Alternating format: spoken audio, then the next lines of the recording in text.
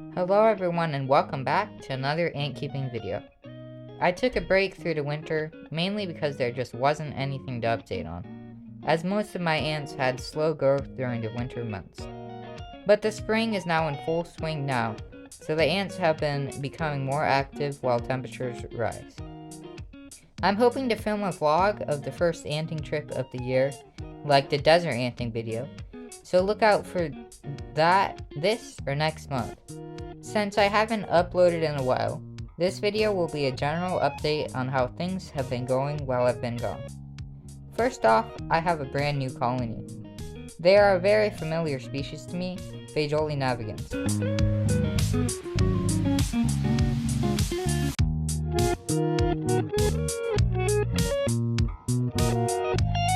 I used to have a relatively large colony of this species a couple years ago, and haven't had success with queens since their death. I was able to catch the colony a couple days back. It was a massive pain trying to get these gals to move into their test tube, but I finally was able to get them in.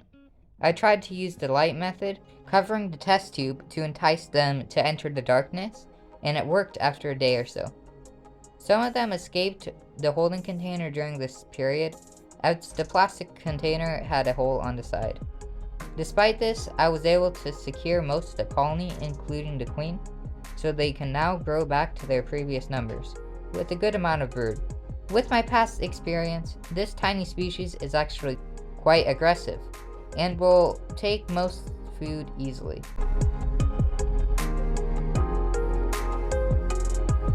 Besides their escape abilities, it should be smooth sailing to keep a colony of these once you get past founding, which can be quite difficult in my experience. Besides being small, the ants have a nice appearance with a reddish-orange body and decent majors for their size. Speaking of majors, this colony has a ton. I think that's just because a lot of the smaller workers unfortunately escaped, so I expect the worker-major ratio to even out over time. Next, my Myrmecocystus mexicanus had been pretty dormant over the winter. The queen wasn't laying any eggs, and the colony was overall just pretty inactive, and didn't come out of the nest that often.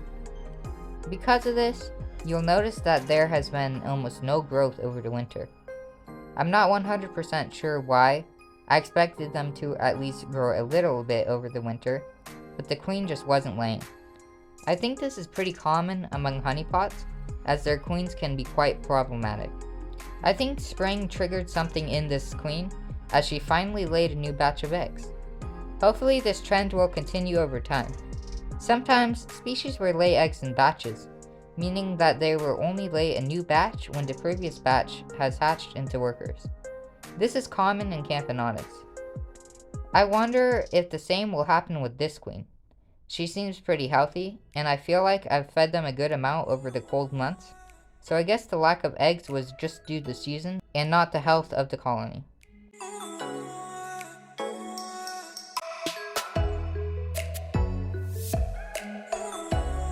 Along with more eggs, they have also been much more active recently. They have a much bigger feeding response, with at least 5 ants all drinking from their liquid feeder whenever I refill it. Before, there were at most maybe 2 ants drinking. Now, they empty the food very quickly, as fast as one night sometimes.